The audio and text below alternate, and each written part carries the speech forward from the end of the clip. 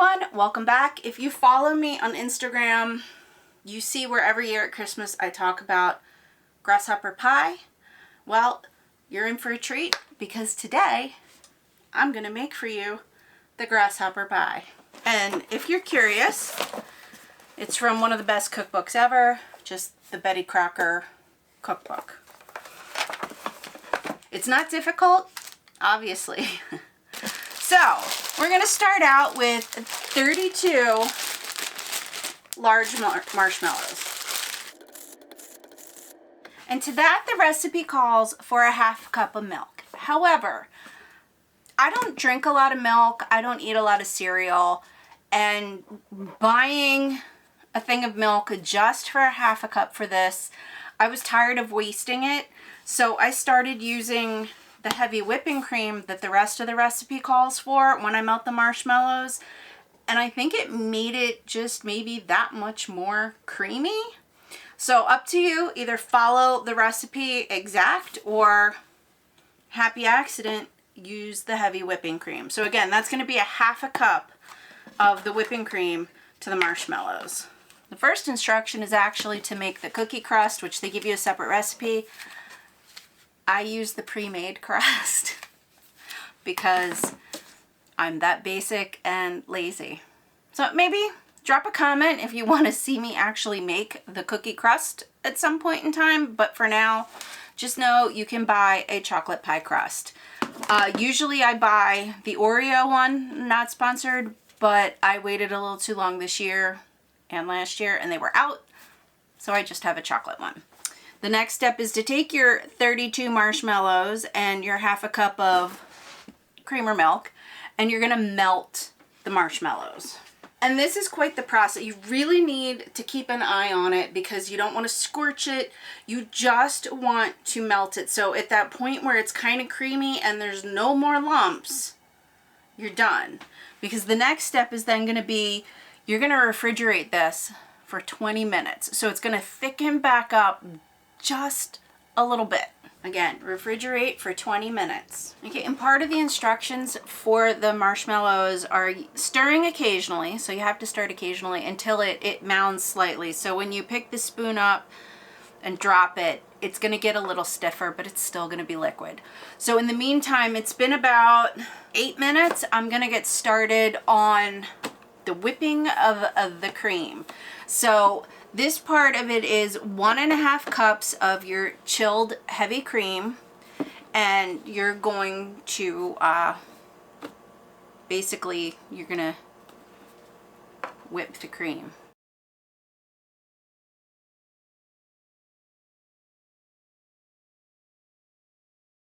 You don't want to whip it so much that it becomes butter. The whipped cream is ready. I am gonna check on those marshmallows. Okay, again, you don't want the marshmallows to become so thick, but you can see it's kind of... The next step is to add the liqueurs. Now it is a 1/4 cup of the creme de menthe. I'll stir that in. Now when I was a kid, you could go to the restaurant and get a creme de menthe sundae. In certain restaurants, it was real creme de menthe on those sundaes. There's nothing quite like a real creme de menthe. Okay, I'm just gonna stir that in. Now at this point you have a nice green color to it, but when you fold it into the whipped cream, some of that goes away. So you can add green food coloring if you want to make it greener. I go back and forth on this. Some years I do and some years I don't. We'll see how I feel. And then it is 3 tablespoons of cream de cocoa. So you have your chocolate and you have your mint. Okay, again, we're gonna stir this together. Of course, you're supposed to gradually store in the liqueurs. I just kind of dumped and I'm stirring. The next step is you're gonna fold the marshmallow mixture into the whipped cream.